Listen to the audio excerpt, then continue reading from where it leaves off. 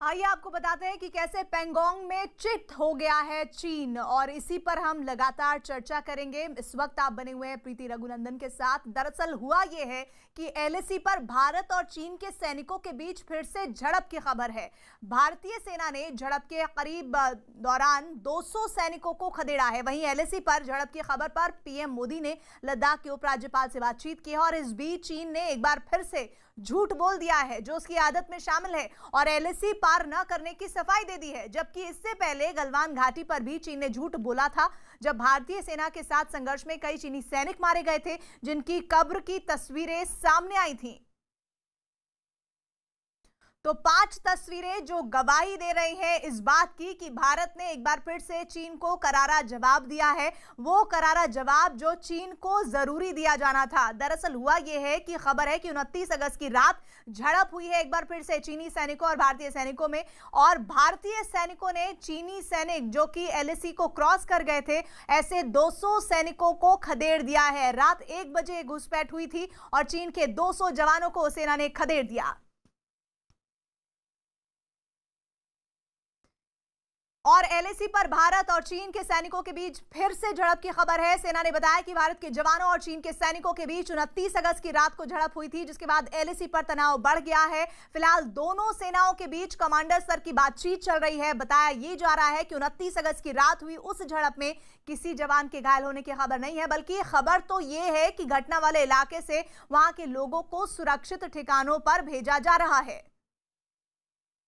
तो ये खबर लगातार सामने आई, तब देखिए 75 दिन ही हुए हैं। 15 जून की वो याद कर लीजिए घटना, जिसमें गलवान घाटी में भारत और चीनी सैनिकों में संघर्ष हुआ था। भारत के 20 जवान जरूर शहीद हुए थे, लेकिन भारत के जवानों ने चीन के सैनिकों को भी नाको चने चपवा दिए थे। 40 सैनिक उनके भी मौत के घाट उतार दिए थे हमारे जवानों ने।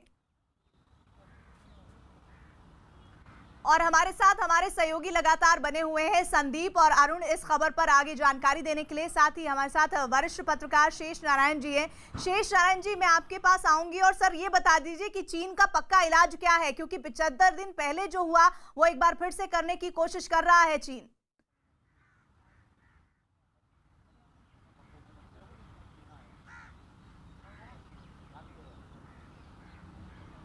चलिए शेष जी के पास मैं ये सवाल लेकर दोबारा जाऊंगी। संदीप हमारे साथ जुड़े हैं। संदीप, जो घटना अभी 15 जून की तारीख को हुई थी, वो फिर से इस तरह की घटना है, लेकिन भारत ने इस बार मुंहतोड़ जवाब दे दिया है।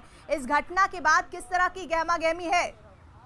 प्रीति, 15 जून को तो जिस तरीके से क्लैश हुआ, उससे पहले जो पहली बार जब खबर लगी थी इस साल की, दोनों देशों की सेना जो है आमने सामने हुई थी, वो जो है 6 मई की बात थी, जिस वक्त जो है इस तरीके का विवाद शुरू हुआ। उसी दिन से ये विवाद सामने भी आना शुरू हुआ। उसके बाद बातचीत का दौर जारी रहा, लेकिन 15 तारीख को जिस तरीके से हिंसा हुई और हमें नुकसान हुआ, उसके बाद भी लगातार जो है कूटनीतिक स्तर पर ही बातचीत होती रही है। लेकिन अब चीन जो है वो अपनी जगह को छोड़ने को तैयार नहीं था। शुरुआती दौर में बातचीत के दौरान तो फिर भी उन्होंने थोड़ी थोड़ी दूर जो है, कम से कम किलोमीटर दूर जो है, अपनी सेना को पीछे किया था। रीज़न बताया जा रहा था कि वहाँ पे जो है गलवान रिवर है, उसमें जो है पानी आ गया था, जिसकी वजह से पीछे चले गए। लेकिन सेना के अधिकारी भी ये साफ कहते रहे कि थोड़ा बहुत डिसएंगेजमेंट का प्रोसेस शुरू हुआ, लेकिन पहला फेज़ ख़त्म हुआ था, दूसरा फेज़ अभी तक शुरू नहीं हुआ।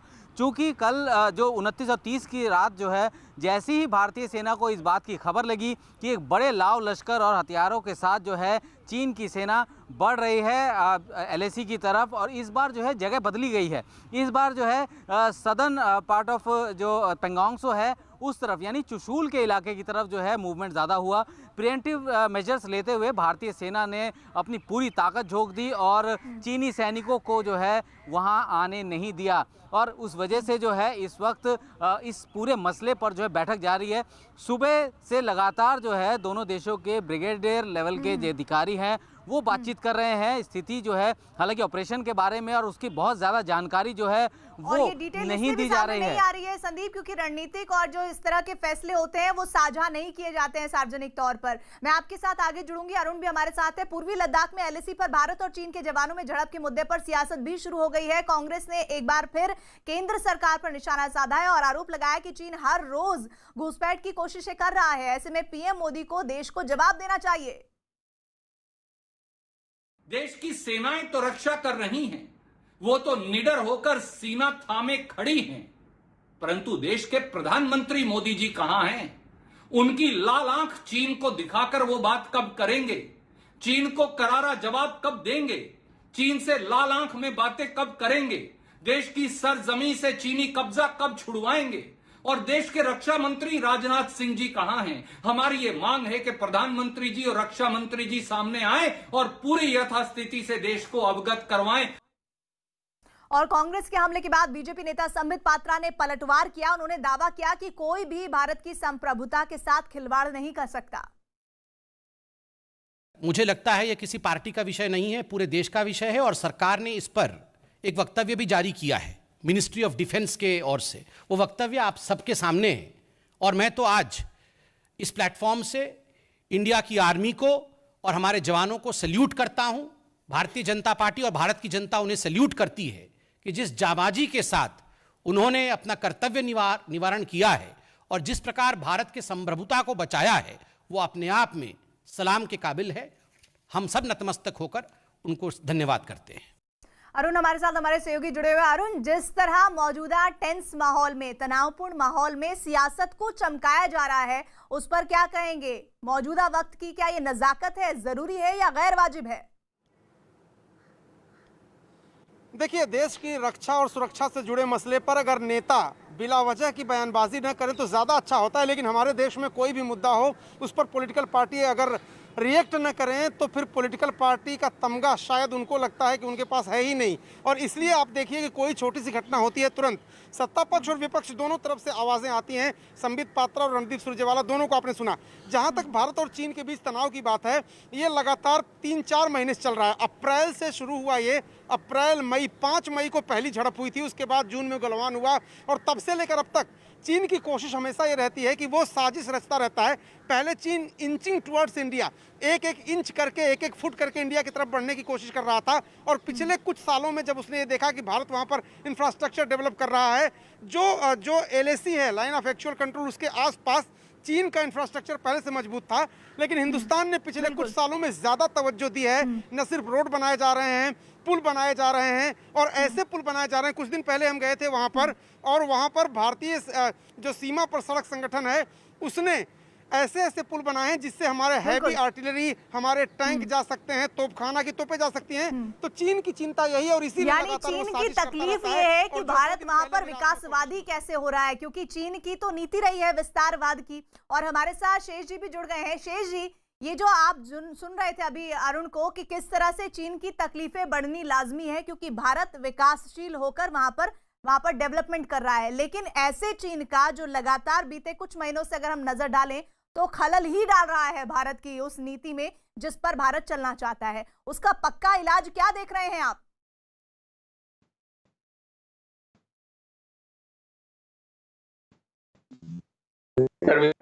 आर्म फोर्सेस और भारत की पूरी जनता इस वक्त तैयार खड़ी रहती है हरदम। एक कृपा अगर ये नेता लोग कर दें जो श्रीमान जी के लाल आंख क्यों नहीं दिखा रहे हैं, तो वो जरा अपना इतिहास देख लें, क्या कारस्तानी की है। पूरा का पूरा जीत के आए थे खेमकरन से आगे तक, बहुत आगे तक, और जाके ताशकंद में सरेंडर करे आई थी उनकी सरकार। तो अगर ये दूसरे श्रीमान जी उनकी संप्रभुता का खतरा आ रहा, कहाँ है संप्रभुता खतरा भाई? तो ये एक कृपा अगर ये कर दे देश, इनको कंपल्सरीली टीवी पे आने नेताओं को, जब तक चीन से टेंशन है, इन नेताओं पर प्रतिबंध लगा दो। अभी कह रहे हैं संबित पात्रा ने कि भारत सरकार बयान जारी करी, तो उन्हीं को जारी करने दो। तुम कौन हो भैया, तुम काहे कूद रहे हो, हम खा के बात कर रहे हो? और दूसरे जो जनरल लोग जो सर्वज्ञ बन के आके बैठ जाते हैं, इनको भी बाहर करो। ये लोग को जब ये थे कभी फौज में और तमाम तो जो किया होगा सो किया होगा। आज यहाँ क्या ज्ञान देने, हाँ टेक्निकल कोई बात है तो उनसे हम जान लेंगे, उनसे बात लेंगे। और जो ये वॉर का नारा लगाने आते हैं, तो वॉर का नारा हमारी फौजें हर रेजिमेंट की प्रीति, हर और क्राई है, आइयो गोरखाली गोरखाली। आपकी आवाज बहुत साफ नहीं आ पा रही है। मैं आपके साथ दोबारा जुड़ूंगी और इस बात पर जो आप विश्लेषण कर रहे हैं उस पर हम फिर से गौर करेंगे। लेकिन इस बीच खबर यह है, बड़ी खबर, अहम खबर, वो ये कि LAC पर हुई झड़प के मुद्दे पर चीन ने एक बार फिर झूठ बोला है। चीन के विदेश मंत्री ने झूठ बोलते हुए कहा है कि चीनी सेना ने LAC नहीं क्रॉस की, जबकि इससे पहले चीन ने डर के मारे लद्दाख के पास J-20 विमान तैयार किए थे। तो जरा बताइए, J-20 विमान तैनात करने का क्या मतलब है, उनको तैयार करने का क्या मतलब है, वहां पर वो पहुंचे कैसे, और लगातार बीते दिनों जो खबरें आ रही हैं वो गलवान घाटी में हुए प्रकरण के बाद की किस तरह से आप वहां पर अपनी एक्टिविटीज बढ़ाए जा रहे हैं, उसका मतलब क्या है? तो चीन सीधे सीधे झूठ बोलने की अपनी परंपरा को आगे बढ़ा रहा है। वहीं रक्षा विशेषज्ञों ने चीन पर साजिश का आरोप लगाया है। रक्षा विशेषज्ञों ने बताया कि चीन बड़ा हमला कर पेंगोंग झील को बदलने की कोशिश कर रहा है। दोनों देशों के ब्रिगेड कमांडर्स के बीच में बातचीत चल रही है, लोकल टेंशन को डिफ्यूज करने के लिए और यह पता करने के लिए कि चीन ने क्या किया। चीन ये प्रोवोकेशन क्यों कर रहा है? क्या चीन इस प्रोवोकेशन को एस्केलेशन में बदलना चाहता है? भारतीय सेना और भारतीय वायुसेना को काफी चौकस रहना पड़ेगा। उन्हें चीन की हर चाल को एंटिसिपेट करना पड़ेगा। 29-30 अगस्त की रात को चाइना ने एक बड़ा हमला करके स्टेटस को एंटी जो है southern side of Pangong Tso lake को बदली करने की कोशिश की। अगर वो वास्तव में इसमें सक्सेसफुल हो जाते तो उनको टेक्टिकल और स्ट्रैटेजिक एडवांटेज मिलता। ऐसे में हिंदुस्तान की फौज जो है काफ़ी ज़्यादा अलर्ट थी। उन्होंने तुरंत से कार्रवाई की और चाइना को वहाँ से पुशबैक किया।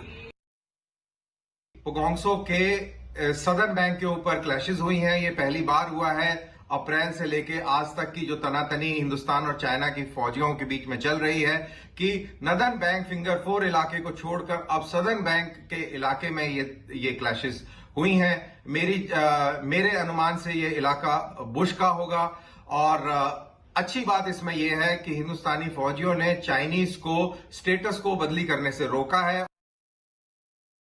संदीप, जरा ये बताइए, इस बहुत ही सिंप्लीफाई करके बताइएगा इस बात को कि जिस तरह से भारत के सैनिकों ने 200 चीन के सैनिकों को खदेड़ा, अगर वो अपनी इस मंशा में कामयाब हो जाते तो उसका असर क्या होता, उसके मायने क्या होते? देखिए प्रीति, जिस जगह इस वक्त ब्रिगेडियर लेवल की जो बातचीत हो रही है चुशूल में हो रही है, और ये जो हिमाकत करने की कोशिश की गई वो चुशूल के इलाके में ही करने की कोशिश की गई है। जाहिर सी बात है कि चीन चाहता है कि वो अपने जो पोजीशंस हैं उसको जो है सिक्योर कर सके, अपने आप को मजबूत कर सके। अगर हम लोग बात करें, चीन जिस तरीके की स्थिति में इस वक्त है उसको ये लग रहा है कि भारत जो है वो अग्रेसिव मोड पे है। भारत जो है वो बिल्कुल भी एक कदम जो है वहाँ से हट नहीं रहा है, उनको लगातार चुनौती दे रहा है LAC पे। तो ऐसे में वो सारे इलाके जहाँ पे कि भारत की जो है मजबूत स्थिति है, और वो चीन को शायद इस बात का डर सता रहा है कि कहीं भारत कोई ऐसा ऑपरेशन करके उनके इलाके में ना चला जाए, उसके मद्देनज़र जो है चीन अपने आप को उन इलाकों में मजबूत करने की कोशिश में लगा है जिन इलाकों में जो है वो कमज़ोर है। और उसी के मद्देनज़र ये जो पूरा लाव लश्कर लेके घुसे थे और वो भारतीय LAC के पास तक पहुंच गए थे, उन इलाकों तक जहां तक कि वो नहीं आते थे। तो जाहिर सी बात है कि ये सीधे तौर पर एक डर जो है चीन के अंदर ये दिखा रहा है कि भारत की सेना ने जिस तरीके से अपना डिप्लॉयमेंट उन इलाकों में बढ़ाया है। अगर चुशूल की बात करें तो चुशूल में अगर लड़ाई होती है तो सीधे तौर पर आर्मर्ड की लड़ाई होगी। तो ऐसे में बहुत कोशिश यही है चीन की कि वो अपने आप को, अपने डिफेंसेस को मजबूत करे, और उसी के चलते ये बात को मैं शेष जी के जरिए समझना चाहती हूँ। शेष जी, एक दर्शक, एक नागरिक, एक भारतीय ये समझना चाहता है कि भारत अगर अग्रेसिव मोड में है तो फिर 29 अगस्त को 200 सैनिकों को खदेड़ने की नौबत क्यों आई? चीन अगर ऐसा कर रहा है तो इसका मतलब क्या है? भारत, मैं बोलूं? जी हेलो, बिल्कुल शेष जी। भारत एग्रेसिव मोड में कभी नहीं रहता। भारत हमेशा अपने डिफेंस रक्षा के मोड में रहता है और वो परमानेंट रक्षा के मोड में है। और अभी जो बताया संदीप ने कि वहां पर जो आगे बढ़े तो रक्षा के मोड में खड़े तो उन्होंने उनको पीछे कर दिया। हिंदुस्तान हमलावर देश नहीं है, कभी किसी पे हमला नहीं करता, लेकिन जब हमला होता है तो या तो बांग्लादेश बना के छोड़ देता है या लाहौर के एकदम मुहाने तक जाके चढ़ के पहुंच जाता है। 62 में गलती जरूर हुई थी क्योंकि डिफेंस मिनिस्टर ऐसा था, लेकिन आज डिफेंस मिनिस्टर डिफरेंट है। डिफेंस मिनिस्टर एकदम फ्रंट लाइन पे जाके बता के मैसेज आया है और प्राइम मिनिस्टर डिफरेंट है, और इन लोगों को काम करने दिया जाए। हमारा मशवरा ये है कि सबको, अभी हमने देखा कि एक टीवी चैनल पे नारा लग रहा था याचना नहीं है रण होगा। अबे याचना हम कब कर रहे थे? चीन के सामने याचना तो तब नहीं की गई जब मनमोहन लाइन पे बकवास कर रहे थे ब्रिटिश पीरियड में, और चीन के सामने याचना तब नहीं की गई जबकि साइनो इंडियन बॉर्डर डिस्प्यूट में 62 में हमको हुआ था। चूशुल में जब पिछली बार इनका एडवांसमेंट हुआ था तो चूशुल में तो बैठक चल रही थी और वहीं पे हमारे अरुण सिंह जो यहाँ आपके पास मौजूद हैं वहाँ पे, और अरुण ने बेहतर तरीके से समझाया भी शेष जी कि किस तरह से वो इलाका हमारे लिए महत्वपूर्ण है और हमारी वहां तैयारियां कितनी मजबूत है, क्योंकि खुद उस वक्त जब ये पूरा गलवान घाटी का घटनाक्रम हुआ था तब वहां गए थे अरुण और तमाम जानकारियां रिपोर्टिंग वहां से की थी। आप सभी का, शेष जी आपका और अरुण आपका और साथ ही संदीप आपका बहुत बहुत धन्यवाद। आगे हम जुड़ते रहेंगे आप दोनों से। और साथ ही इस बीच चीन के सबसे बड़े धोखे को बेनकाब करती है एक बड़ी खबर देख लीजिए। दरअसल हुआ यह कि चीन के सैनिकों ने एक बार फिर पूर्वी लद्दाख सेक्टर में भारत की सरहद में घुसने की गुस्ताखी कर दी है और चीन के सैनिकों ने यह हिमाकत 29 और 30 अगस्त की दरमियानी रात को की थी, लेकिन भारतीय जवानों ने उन्हें मुंहतोड़ जवाब दे दिया है और उन्हें वापस उनकी सरहद में धकेल दिया है। और बताया जा रहा है कि 29 अगस्त की रात हुई उस झड़प में किसी जवान के घायल होने की खबर नहीं है। फिलहाल एलएसी पर तनाव कम करने के लिए दोनों सेनाओं के बीच कमांडर स्तर की बातचीत चल रही है।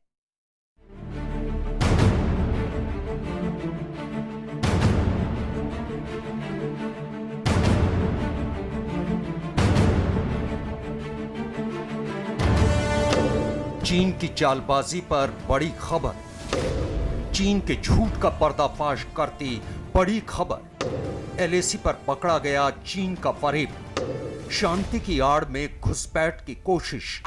चीन ना तो चोरी से जाए और ना ही हेराफेरी से जाए, एलएसी पर चीन के झूठ का पर्दाफाश हुआ है। बड़ी खबर यह है कि एलएसी के पूर्वी लद्दाख सेक्टर में चीन की सेना उकसाने वाली गतिविधियां कर रही है। भारतीय रक्षा मंत्रालय के जारी बयान के मुताबिक चीनी सेना ने यथास्थिति को बदलने के लिए सैन्य गतिविधियां की, लेकिन भारतीय सेना को उनकी इस गतिविधि का अंदाजा लग गया और उन्होंने इसे नाकाम कर दिया। चीनी सेना की ओर से 29 और 30 अगस्त की दरमियानी रात में यह कोशिश की गई थी। इस कार्रवाई में कोई घायल हुआ या नहीं, इसकी कोई आधिकारिक जानकारी नहीं मिल सकी है।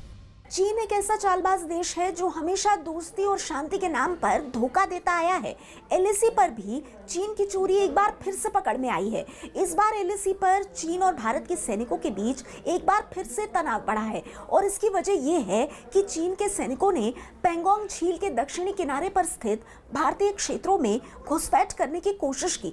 वो तो भारतीय सेना मुस्तैद थी, इसीलिए चीन के सैनिकों को सरहद के पार धकेल दिया गया। इसके साथ ही चीन ने लद्दाख सीमा के पास होतान एयरबेस पर अपने J-20 लड़ाकू विमानों की तैनाती कर रखी है, जिससे चीन के दोहरे चरित्र का साफ पता चलता है। दगाबाजी और फरेब चीन के डीएनए में है। चीन की चालबाजी का ये आलम है कि एक तरफ तो वो एलएसी पर तनाव कम करने का ढोंग कर रहा है और दोनों देशों की सेनाओं के बीच विवाद को सुलझाने के लिए चुशुल में ब्रिगेडियर कमांडर के स्तर की बातचीत कर रहा है, और दूसरी तरफ उसकी सेना ने एक बार फिर शांति की आड़ में भारत की सरहद में घुसने की गुस्ताखी की है। दोनों देशों के ब्रिगेड कमांडर्स के बीच में बातचीत चल रही है, लोकल टेंशन को डिफ्यूज करने के लिए और यह पता करने के लिए कि चीन ने क्या किया। चीन ये प्रोवोकेशन क्यों कर रहा है? क्या चीन इस प्रोवोकेशन को एस्केलेशन में बदलना चाहता है? भारतीय सेना और भारतीय वायुसेना को काफी चौकस रहना पड़ेगा। उन्हें चीन की हर चाल को एंटिसिपेट करना पड़ेगा। चाइना जो है बड़ा डीवियस है, हम किसी प्रकार से उसके ऊपर कोई विश्वास नहीं कर सकते। चाइना बड़े पैमाने पर मैनूवरिंग कर सकता है। अक्टूबर के महीने में जब कैंपेनिंग सीजन स्टार्ट होगा, मिसाइल्स डिप्लॉय कर रहे हैं। हमको हर प्रकार से चौकन्ना रहना है, अपनी एयरफोर्स को चौकन्ना रहना है, अपने सैटेलाइट्स को चौकन्ना रहना है, ड्रोन्स को चौकन्ना रहना है।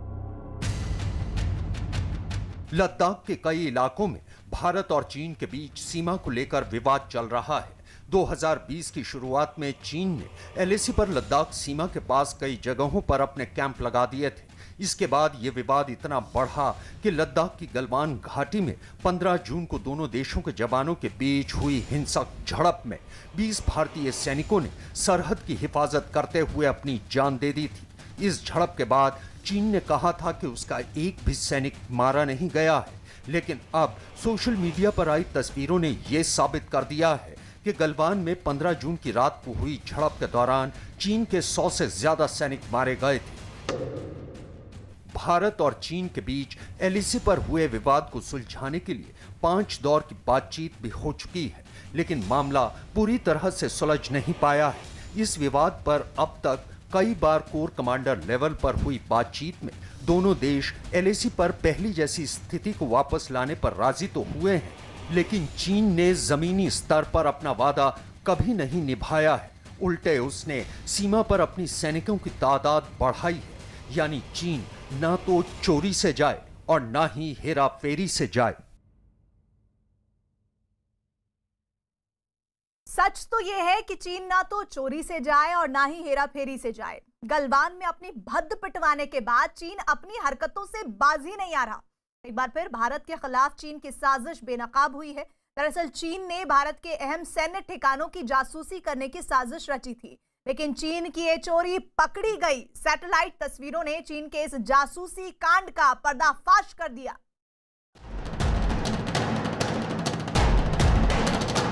फिर पकड़ी गई चीन की चोरी। भारत के अहम ठिकानों की जासूसी कर रहा चीन।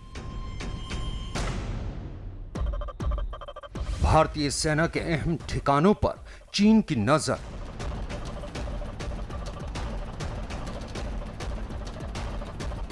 सैटेलाइट तस्वीरों से खुली चीन की साजिश।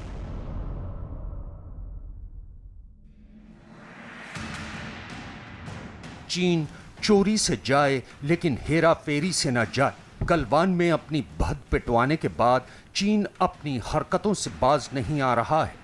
एक बार फिर भारत के खिलाफ चीन की साजिश बेनकाब हुई है। साजिश भारत के अहम सैन्य ठिकानों की जासूसी करने की। पकड़ी गई चीन की चोरी। बेनकाब हुई चीन की साजिश।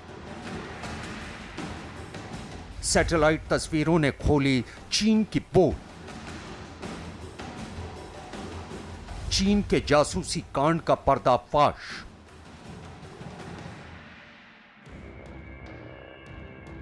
भारतीय खुफिया एजेंसियों के मुताबिक चीन असम में भारतीय वायुसेना के सबसे अहम ठिकानों में से एक तेजपुर एयरबेस और ओडिशा में डॉक्टर अब्दुल कलाम द्वीप पर मौजूद भारत की मिसाइल टेस्टिंग साइट की जासूसी कर रहा है। भारतीय खुफिया एजेंसियों का कहना है कि चीन ने भारत के तेजपुर एयरबेस और डॉक्टर अब्दुल कलाम द्वीप पर नजर रखने के लिए यूनान प्रांत की रोइली काउंटी में long range surveillance radar system तैनात कर रखा है। रोइली काउंटी चीन म्यांमार सीमा के पास है। चीन का नया रडार सिस्टम म्यांमार सीमा से 3 किलोमीटर की दूरी पर तैनात है। इस रडार की बदौलत चीन 1150 किलोमीटर दूर डॉक्टर अब्दुल कलाम द्वीप पर नजर रखता है। इस रडार के जरिए चीन 575 किलोमीटर दूर तेजपुर बेस की जासूसी कर रहा है। चीन ने इस रडार को मार्च 2018 के बाद रोइली काउंटी में तैनात किया था। भारतीय खुफिया एजेंसियों के मुताबिक ओडिशा के अब्दुल कलाम द्वीप पर भारत ने लॉन्ग रेंज बैलिस्टिक मिसाइल अग्नि 5 और शॉर्ट रेंज बैलिस्टिक मिसाइल अग्नि 1 का परीक्षण किया है। यही वजह है कि चीन की नज़र भारत की इस मिसाइल टेस्टिंग साइट पर बनी हुई है। इसके अलावा चीन की रुइली काउंटी में तैनात रेडार की नज़र में भारतीय वायुसेना का तेजपुर बेस भी है। तेजपुर एयरबेस पर भारतीय वायुसेना के फाइटर जेट्स सुखोई 30 MKI के 2 स्क्वाड्रन्स तैनात हैं। यही वजह है कि चीन चाहता है कि इस बेस पर हर गतिविधि पर चीन की नज़र बनी रहे। ऐसा इसीलिए भी है क्योंकि तेजपुर बेस और चीन की सीमा के बीच दूरी महज 170 किलोमीटर की है। इसके अलावा भी चीन भारत भूटान सीमा के पास उत्तरी डोकलाम में भी भारत के खिलाफ अपनी साजिश का नया जाल बुन रहा है। खुफिया जानकारी के मुताबिक चीन ने उत्तरी डोकलाम में निर्माण कार्य शुरू किया है। उसने तोरसा नाले के पास एक दीवार का निर्माण किया है। इसी नाले के पास निर्माण को लेकर 2017 में चीन और भारत के बीच विवाद हुआ था। इसके अलावा चीन डोकलाम में सिंचला दर्रे के पास एक इमारत भी बना रहा है और उसने पहाड़ों पर बिजली के खंभे भी लगा दिए हैं। इसके साथ ही चीन ने डोकलाम में 2 खास सर्वेलेंस सिस्टम लगा दिए हैं और सिंचला दर्रे के पास हाई रेजोल्यूशन कैमरे भी लगाए हैं। चीन की इन सभी कोशिशों का एक ही मकसद है, भारत की फौज पर नजर रखना। खुफिया सूत्रों के मुताबिक चीन ने एलएसी पर अपनी निगरानी काफी बढ़ा दी है। इसके साथ ही डोकलाम में भारत की जासूसी करने के लिए चीन अत्याधुनिक तकनीक के साथ साथ अपने सैनिकों की संख्या भी बढ़ा रहा है। इतना ही नहीं, भारत में उत्तराखंड की सीमा से लगती चीन की सीमा पर चीन ने सर्विलांस के उपकरण और साथ ही साथ हाई रेजोल्यूशन कैमरे लगा दिए हैं। भारत के खिलाफ मोर्चा खोलने की कोशिश कर रहा है ताकि भारत को एक साथ कई मोर्चों पर उलझाया जा सके।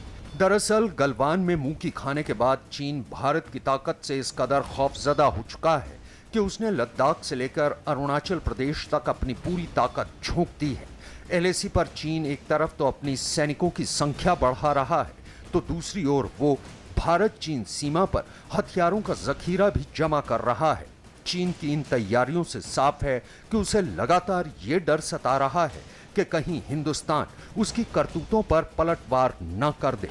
सुशांत केस में रिया चक्रवर्ती और उनकी चौकड़ी पर सीबीआई और ईडी जैसी एजेंसियों का शिकंजा कसता जा रहा है। हफ्ते भर से लंबी पूछताछ के बाद आज सीबीआई रिया और उसकी चौकड़ी को आमने सामने बिठाकर पूछताछ कर रही है। दरअसल सीबीआई के दफ्तर में रिया के साथ Siddharth Pithani, Samuel Miranda, cook, Keshav और अकाउंटेंट रजत मेवाती को आमने सामने बिठाकर पूछताछ की जा रही है और इस सबके बीच आज 6 घंटे से ज्यादा पूछताछ चली है। सूत्रों का कहना है कि अगर रिया ने जांच में पूरा सहयोग नहीं किया तो उनके खिलाफ कड़ी कार्रवाई हो सकती है। और इस बीच खबर यह है कि सुशांत केस में सीबीआई की जांच के चक्रव्यूह में एक के बाद एक आरोपियों पर शिकंजा कसता जा रहा है। सीबीआई आज जिन लोगों से पूछताछ कर रही है उनमें रिया चक्रवर्ती और उनका भाई शोभिक शामिल है और इनके अलावा सिद्धार्थ पिठानी, सैमुअल मिरांडा, रजत मेवाती और कुक नीरज से भी सीबीआई पूछताछ कर रही है। जबकि सीबीआई की दूसरी टीम सुशांत के मैनेजर सुश्री मोदी और उनकी दोस्त जया साहा से भी पूछताछ और सवाल कर रही है। सीबीआई सुशांत के कुक केशव से भी पूछताछ कर रही है। और सबसे पहले आपको यह भी साथ ही साथ जानकारी दे दें कि यह पूछताछ लंबी चलने वाली है और इस पूछताछ के साथ ही आपको बता दें कई और अहम राज से पर्दा उठने वाला है। सूत्रों के हवाले से खबर आ रही है कि इस पूछताछ में 6 घंटे से ज्यादा का वक्त हो गया है और इस घंटे जैसे जैसे बढ़ रहे हैं माना यह जा रहा है कि और भी बहुत सारी जानकारियां सामने आएंगी।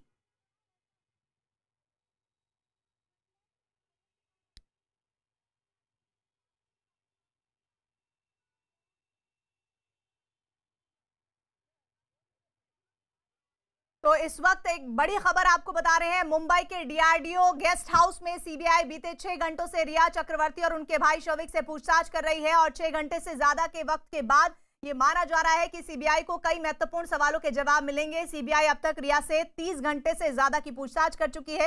रिया के जरिए सीबीआई सुशांत की मौत से जुड़ा हर सच जानना चाहती है। सीबीआई के सूत्रों के मुताबिक रिया से सुशांत के साथ उनके रिश्तों के अलावा 8 जून को हुए झगड़े के बारे में सवाल जवाब किए जा रहे हैं। साथ ही सुशांत की तबीयत और सुशांत के परिवार के साथ रिया के रिश्तों पर भी पूछताछ की जा रही है। सीबीआई की पूछताछ के दौरान रिया ने पैसों के लेन देन की जानकारी सीबीआई को बताई है।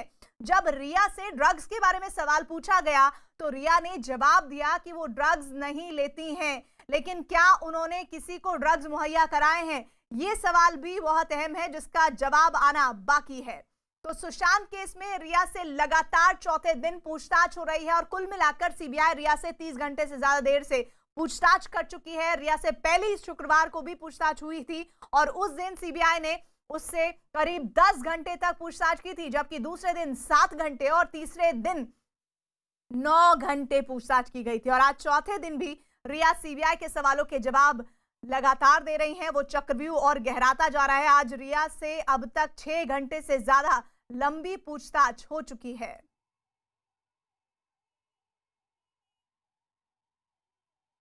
हमारे साथ हमारे सहयोगी अभिषेक पांडे जुड़ रहे हैं जो लगातार डीआरडीओ दफ्तर में जो इन्वेस्टिगेशन चल रही है उस पर निगाह बनाए हुए हैं। अभी क्या और जानकारी मिल रही है? सबसे बड़ी खबर तो यह है कि 6 घंटे से ज्यादा वक्त हो चुका है अभिषेक पूछताछ को। देखिए, अभी अगर बात करें पूछताछ को लेकर तो 6 घंटे से ज्यादा का समय हो चुका है। पूछताछ लगातार शुरू है। इस बीच नीरज को यहां से सीबीआई की टीम लेकर गई है। नीरज को इसलिए लेकर गई है क्योंकि बहुत सारी ऐसी चीजें हैं जहां पर नीरज चूंकि घर में रहते थे और ऐसे में उनको सारी चीजें पता होता था, तो सीबीआई नीरज को लेकर गई है। उसके अलावा दूसरे कई लोगों को बुलाया गया है, वाटरस्टोन के लोगों को बुलाया गया है, जिनके साथ पूछताछ सीबीआई कर रही है। यानी तीसरी बार वाटरस्टोन के लोगों को बुलाया गया है। कहीं ना कहीं ये बात साफ है कि जहां पर सुशांत स्पिरिचुअल हीलिंग लेते थे वहां पर भी इसके तार हैं, वहां पर क्या किस तरीके की चीजें होती थी, लेकिन यहाँ पर वाटरस्टोन के लोगों को बुलाया गया है। और साथ ही साथ यहाँ पर जया शाह हो, श्रुति मोदी हो या दूसरे तमाम सारे लोग हैं, उन सब से पूछताछ कर रही है। साथ ही रिया और सौबिक हैं, उनसे पूछताछ चल रही है। इस पूरे मामले में रिया जो भी जवाब दे रही है उसको उसके दूसरे गवाहों के साथ क्रॉस किया जा रहा है ताकि उसको उस जवाब को जस्टिफाई किया जा सके। और दूसरी महत्वपूर्ण चीज जो है वो यहाँ पर ये है कि खासकर फाइनेंशियल ट्रांजैक्शन के बारे में रिया से पूछताछ हुई है और ड्रग्स को लेकर के पूछताछ हुई है कि ड्रग्स आखिर जो मंगाया जा रहा था वो किसके लिए मंगाया जा रहा था और क्या इसमें कौन-कौन से लोग अभिषेक, ये जो ड्रग्स को लेकर सवाल जवाब हुआ है, इससे ऐसा लग रहा है कि कुछ आधा अधूरा सा जवाब रिया ने दिया है, उस पर और डिटेल आनी बाकी है, जिस पर आप निगाह रखिएगा। अपडेट के लिए जुड़ेंगे आपके साथ। इधर सीबीआई आज सुशांत केस में कई लोगों से पूछताछ कर रही है। ऐसे में रिया सुशांत के घर भी पहुंची है, जहां वो करीब 2 घंटे तक मौजूद रही, जिसके बाद वो वहां से रवाना हो गई। तो ये अहम और जानकारी, वो तस्वीरें आपको हम दिखा रहे हैं जिसमें सीबीआई आज सुशांत केस में कई लोगों से पूछताछ कर रही है, इंक्वायरी कर रही है। तस्वीरें देखिए। ऐसे में रिया सुशांत के घर जो टीम है वो भी पहुंची है और जहां पर वो करीब 2 घंटे से मौजूद रही है, जिसके बाद वो वहां से रवाना हुई है। 2 घंटे का वक्त सुशांत के घर पर बिताने के बाद सीबीआई की जो टीम है वो यहाँ से निकल चुकी है। करीब 1:15 बजे के आसपास ये टीम यहाँ पहुंची थी और अब करीब जो 3 बजे का वक्त है, करीब 2 घंटे की करीब ये टीम रही। और इस दौरान सीबीआई की टीम को जो जानकारी मिल रही है कि पूछताछ के दौरान जो है उन्हें कुछ साक्ष्य मिले थे, जिसके बाद टीम जो है यहाँ पहुंची थी और करीब 2 घंटे का वक्त जो है सुशांत के घर में बिताने के बाद टीम यहाँ से रवाना हो रही है। और खास तौर पर इसमें एक अधिकारी सीबीआई का इस वक्त है जो कि ये कहीं ना कहीं बता रहा है कि सीबीआई जो है वो तीसरी बार सुशांत के घर पर आई है। और ऐसे में जो तमाम जानकारी मिल रही है कि जब पूछताछ चल रही थी अंदर या चक्रवर्ती और उनके अन्य लोगों के साथ जो है, तो उस दौरान सीबीआई को साक्ष्य मिले थे। उसके बाद फिर टीम यहाँ पहुंची थी, 2 घंटे का वक्त बिताया है और यहाँ से टीम अब डीआरडीओ गेस्ट हाउस के लिए रवाना हो गई है। कैमरामैन विक्रम सावंत के साथ दिवाकर सिंह, न्यूज 18 इंडिया, मुंबई। तो इस इन्वेस्टिगेशन पर हमारी निगाह रहेगी, लेकिन इस बीच 14 जून यानी वो तारीख जिस दिन सुशांत सिंह राजपूत का शव उनके कमरे में पाया गया था, 14 जून को सुशांत के फ्लैट नंबर 601 में क्या हुआ था, इसको लेकर कई कहानियां हैं। सीबीआई की जांच का केंद्र भी वही फ्लैट नंबर 601 है। सुराग हासिल करने के लिए क्राइम सीन को रिक्रिएट भी किया गया। अब हम सुशांत के फ्लैट की 14 जून की कहानी उस शख्स की जुबानी सुनाते हैं जिसने सबसे पहले सुशांत के शव को देखा। सुशांत मौत मिस्ट्री में सबसे बड़ा पर्दाफाश सामने आने वाली है। सबसे बड़ी हकीकत 14 जून के दिन सुशांत के फ्लैट की असली तस्वीर। आज सामने आएगा एक दबा हुआ सच।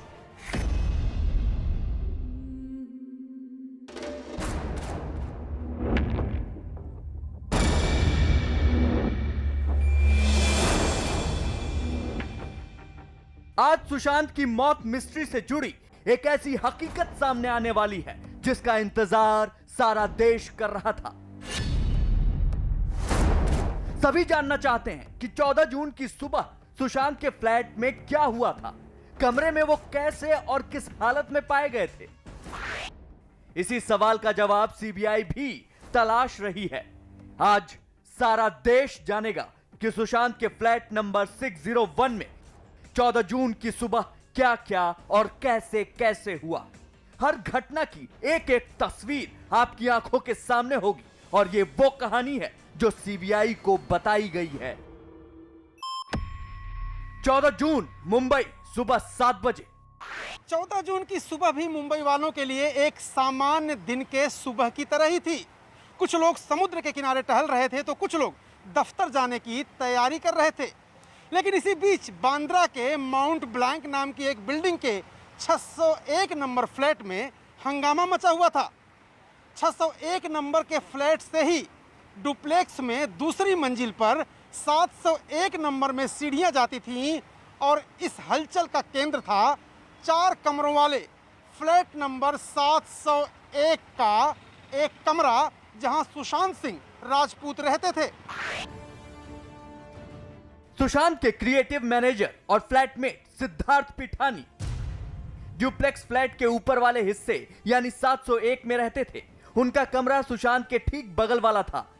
सिद्धार्थ अपने कमरे में सो रहे थे। उनके दरवाजे पर दो लोगों ने दस्तक दी। दस्तक देने वाले थे केशव और नीरज। केशव सुशांत का घरेलू सहायक है। नीरज सुशांत सिंह का कुक है। केशव और नीरज ने कहा कि सुशांत का दरवाजा बहुत देर से बंद है। दोनों ने बताया कि सुशांत ने सुबह 8 बजे पानी मांगा था। बाद में सुशांत ने 9 बजे जूस और नारियल पानी लिया। उसके बाद 9:30 बजे से दरवाजा लगातार बंद है। यह बात सुनकर सिद्धार्थ पिठानी का भी दिमाग ठनका। यह बात सुशांत से जुड़े सभी लोग जानते हैं कि सुशांत अपने कमरे का दरवाजा कभी बंद नहीं करते थे। वो अगर अंदर सोए हुए तो वो लॉक कभी नहीं करते थे, जो खुला ही रहता था, क्योंकि अगर वो लॉक कर दिया तो शूट का टाइम रहता है, कॉल टाइम रहता है। कॉल टाइम के हिसाब से उनको उठना पड़ता है, लेके जाना पड़ता है शूट पे, तो वो कभी लॉक नहीं करता था।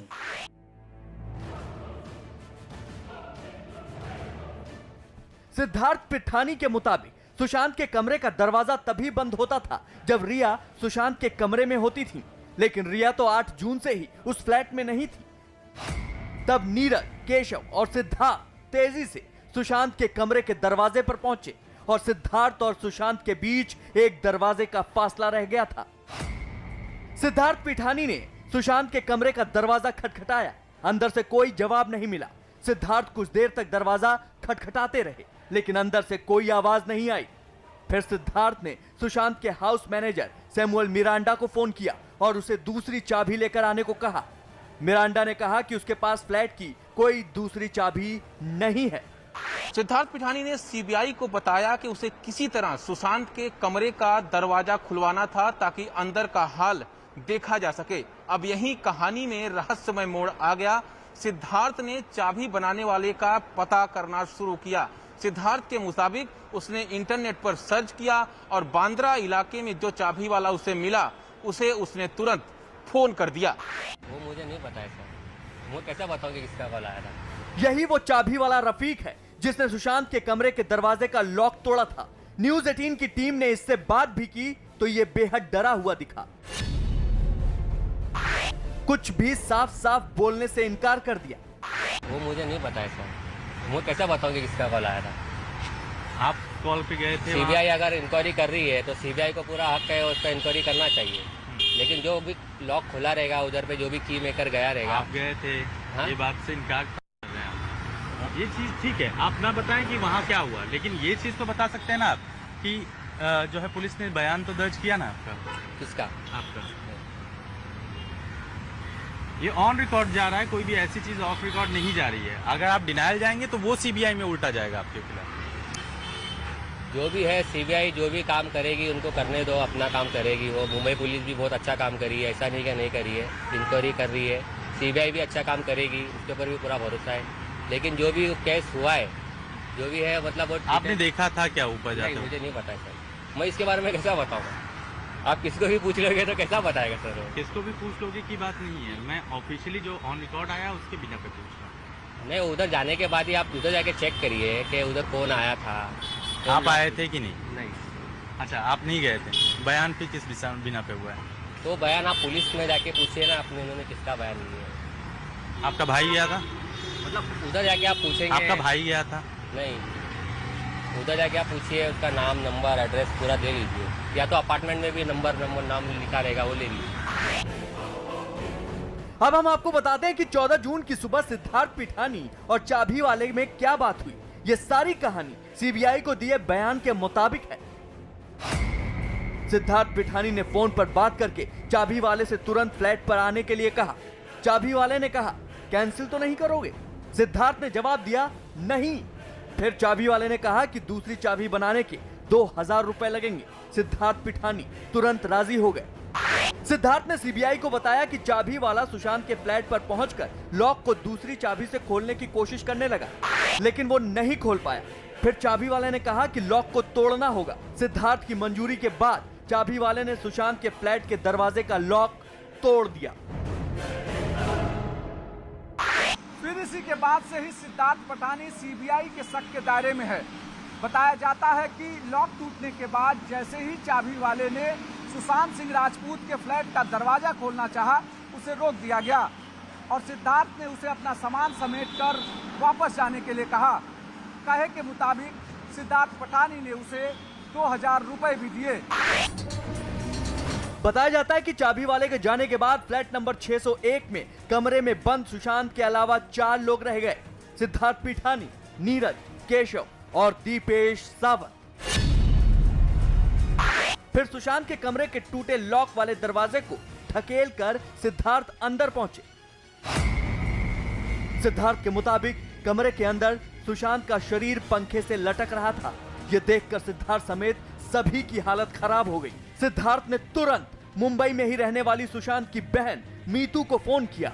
फिर सिद्धार्थ ने 108 पर भी कॉल करके एम्बुलेंस बुलाई।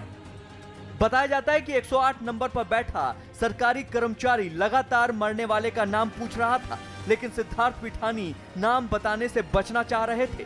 बहुत जोर देने पर उन्होंने कहा कि वो फिल्म अभिनेता सुशांत सिंह राजपूत के घर से बोल रहे हैं।